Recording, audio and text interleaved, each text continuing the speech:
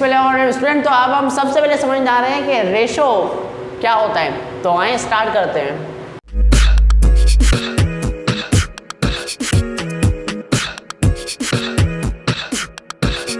Students, आपको पता है छोटा भीम में भीम के कितने साथी थे? 3, राजू, जग्गू और चुटकी, और कालिया के 2। तो इधर भीम के कितने थे? 3, कालिया के 2। अबे रेशो ही समझा रहा हूँ, टेंशन ही नहीं, रेशो ही समझा रहे हैं। मेरे पास पेन है 3, मेरे एक लिया हुआ है उधार का, तो 3 मेरे, एक किसी और का। अच्छा भाई, मेरे पास 2 मर्सिडीज, मेरे भाई के पास 1 फरारी। ऐसा बिल्कुल भी नहीं है, मगर मेरे पास 2 मर्सिडीज, मेरे भाई के पास 1 फरारी। तो स्टूडेंट्स देखें, रेशो समझ में आ गया? अच्छा, हमको सिखा रिया है। कैसे आया देखें। छोटा भीम में भीम के साथी थे 3 और कालिया के साथी 2, तो दोनों का क्या किया? कंपैरिजन किया। मेरे पास मार्कल थे 3, मेरे दोस्त का मार्कल था 1, तो हमने क्या किया? मार्कल का कंपैरिजन किया। मेरे पास कार थी 2, मेरे भाई के पास थी कार 1, तो हमने क्या किया? कार का कंपैरिजन। तो यही तो रेशो है। आ गया समझ में? 1 मिनट लगा समझ में। क्यों? क्योंकि हमारे चैनल पर सब बच्चों वाला है। देखें रेशो क्या है? Ratio is the comparison of 2 quantities having same units. Ratio क्या है? 2 क्वांटिटीज का कंपैरिजन है, 2 चीज़ों का क्या कंपैरिजन है, जो हमारी पुप्पो बहुत करती हैं। फ्रेंड्स, कंपैरिजन है, ठीक है, 2 क्वांटिटीज का कंपैरिजन है। समझ में आ गया? लो, अभी हमने कंपैरिजन किया। रेशो क्या है? 2 एक जैसी चीज़ों का क्या है? कंपैरिजन है। उनका यूनिट क्या होना चाहिए? सेम। अगर फर्ज करें आप 2 लीटर दूध का 1 पाव दूध के साथ कंपैरिजन नहीं करेंगे, क्या करेंगे? पहले उस 1 पाव का यूनिट चेंज करके लीटर में करेंगे, फिर उन दोनों का। वैसे दूध तो लीटर में आता नहीं है, ये सिर्फ पाकिस्तान में किलो में मिलता है। स्टूडेंट देखें, दूध 2 किलो का आप 1 पाव के साथ कंपैरिजन नहीं कर सकते। आपको उस पहले एक पाव को कन्वर्ट करना है किलो के अंदर, 0.25 किलो आएगा, फिर उन दोनों का आपने कंपैरिजन करना है। तो अभी मैं आपको डिटेल में तफसील से समझाता हूँ कि रेशो क्या होता है। देखिए स्टूडेंट्स, रेशो क्या होता है? कंपैरिजन होता है ऑफ 2 क्वांटिटीज। रेशो क्या है? 2 चीज़ों का क्या है? कंपैरिजन है। कंपेयर करने को क्या कहते हैं? रेशो कहते हैं। हैविंग सेम यूनिट, उनका यूनिट क्या होना चाहिए? Same. It is relation between 2 quantities of same kind, यानी कि सेम काइंड यानी कि एक जैसी चीज़ों का कंपैरिजन, एक जैसी चीज़ों का कंपैरिजन को क्या कहते हैं? हम रेशो कहते हैं। अच्छा, इसको लिखते कैसे? फर्ज करें 2 चीज़ें, एक चीज़ है ए और एक चीज़ है बी। अब ए बी कुछ भी हो सकता है, ठीक है, मगर एक जैसी चीज़ होनी चाहिए। यानी कि 2 कुर्सियाँ और 3 कुर्सियाँ, तो ए की जगह 2 आ जाएगा और बी की जगह 3 आ जाएगा, 3 आ जाएगा, ठीक है। तो इस तरह लिखेंगे। अगर ए बी की जगह नंबर हो सकते हैं, तो रेशियो किसके लिखते हैं? ए, 2 डॉट लगाते हैं बीच में और फिर बी।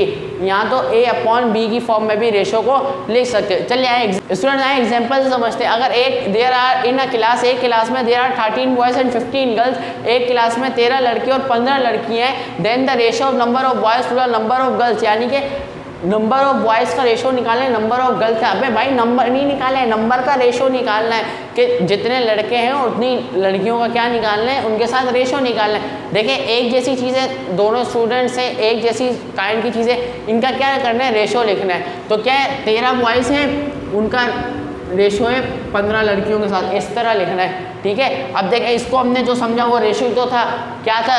3:2 की फॉर्म में लिख देंगे कि भीम के साथ 3 साथी और कालिया के साथ 2 साथी। मेरे पास 3 मार्कल और कालिया के और मेरे दोस्त के पास 1 मार्कल। मेरे पास 2 गाड़ियाँ, मेरे भाई के पास 1 गाड़ी। बस इस फॉर्म में लिखते हैं कंपैरिजन में। कंपैरिजन हो गया, मुश्किल है कोई? बिल्कुल नहीं, बिल्कुल बच्चों वाला। क्या होता है? एक जैसी क्वांटिटीज़ का कंपैरिजन होता है।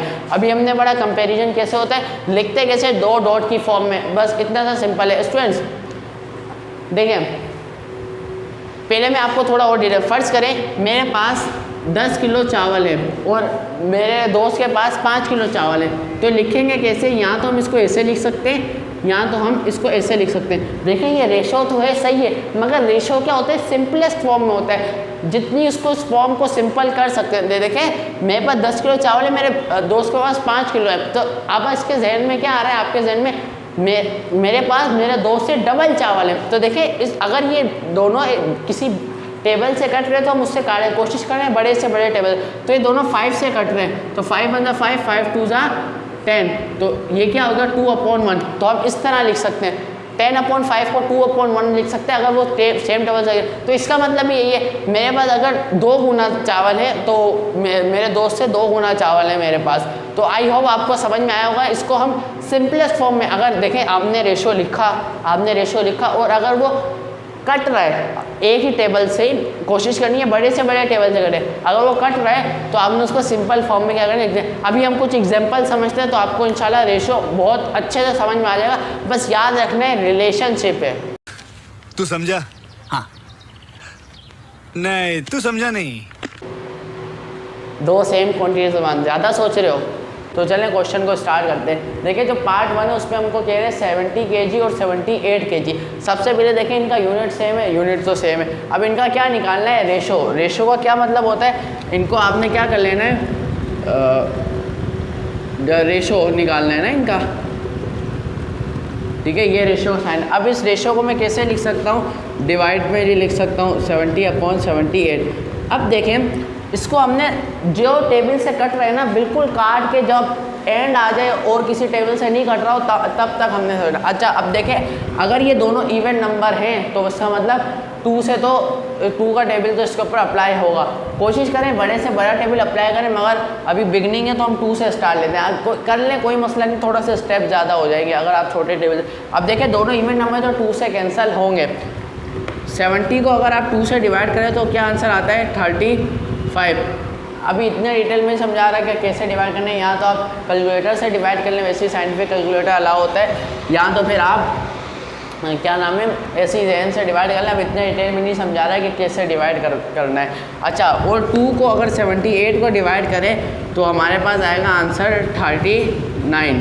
तो हमारे पास क्या आंसर आ रहा है 39, ठीक है। तो इधर देखें 35, अब क्या बच गया हमारे पास 35/39। अब देखिए क्या ये दोनों इवन नंबर है, नहीं है इवन नंबर, ठीक है। इवन नंबर हमारे पास नहीं है। तो देखें इवन नहीं है तो 2, 4, 6, 8 के टेबल में नहीं आएंगे, ये अब ऑड के टेबल्स में आएंगे अगर दोनों ऑड नंबर। तो देखिए 3 के टेबल में आते हैं, देखिए 3 के टेबल में 30 आता है, फिर 33 और 36, 35। अगर एक भी नहीं आता तो मतलब उस टेबल से दोनों नहीं कट सकते। तो 35 नहीं आता 3 के टेबल में तो मतलब नहीं है, रेशो 3 से नहीं। 4 क्योंकि इवन नंबर है 5 पे जाएंगे, 35 आता है मगर उसके बाद 40 आता है, 39 नहीं आता। दोनों उसी टेबल में आने चाहिए। तो 5 भी नहीं होगा, 6 इवन नंबर है, 7 पे जाएंगे, 7 में 35 आता है, फिर 42 आता है, 39 नहीं आता है। फिर 8 इवन नंबर है, 9 पे जाएंगे, 9 में ना 35 आता है ना 39 आता है। फिर 10 पे जाएंगे हम, 10 के अंदर भी इन दोनों में से कोई भी नहीं आता। तो तकरीबन आपने 10 तक टेबल देख लेना है।